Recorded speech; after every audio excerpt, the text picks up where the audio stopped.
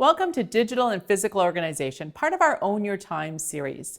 Now, there's no doubt about it. The world is moving fast. We're transitioning from a paper-based world where we have a lot of physical belongings to organize over to the digital world where organization is so much easier. Now, regardless of where you are on this continuum, the goal with this session is to give you some strategies to continue moving down the line towards embracing all the benefits of digital organization.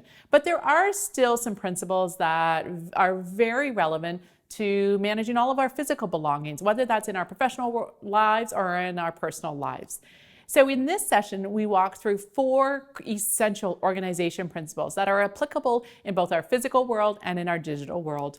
The first organization principle is all about establishing a great priority management system so you no longer have to rely on visual markers and you feel comfortable putting things away. The second organization principle is all about creating homes for everything. So everything is easy to put away because it has a clear home. And I walk you through so many great strategies to make that happen. The third organization principle is all about letting go of all that excessive stuff because being organized is absolutely easier when we have less to organize. So it's all about strategies to purge, donate, pare down, but still make sure you have access to your most essential belongings. And the fourth organization principle is a pretty obvious one, but it's all about staying organized and putting things away. But so important for us to really dive into the reasons why we don't put things away. And there's so many reasons. So I help you brainstorm about how to address all of those root causes. And I hate to say it, but I'm going to be recommending no more to be piled files, unless you like filing as an act in itself, which I'm guessing you don't.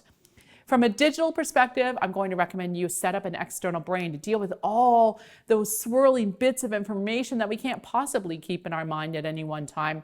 So there's some great tools out there like OneNote or Evernote or Google Docs or even Microsoft Word or PowerPoint and Excel, all great tools to store information. We'll talk through different options there for you.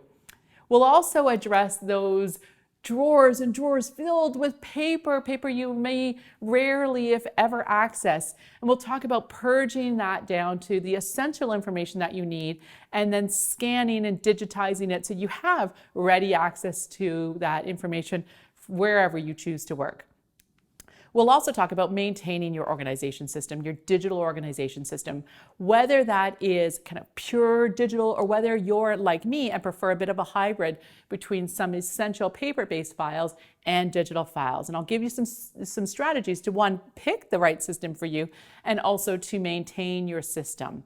We're going to talk about those binders and what do you do about those binders. We'll talk about that reading pile, and we'll also talk about all of those spiral-bound notebooks that may or may not be filling different drawers in your office. And finally, we'll talk about that inevitable spillover between our personal lives and our career, between home and work. We know there's a spillover effect. And so when we can take these organizational principles into our personal lives and deal with clutter and really set up a nice organized home, we absolutely see a positive spillover effect to work.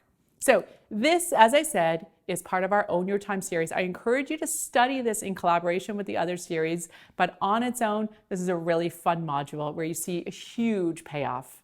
Thanks for your time today. And for more on productivity, collaboration, or mindset, I encourage you to check out our website, and I'd love to connect with you on social media.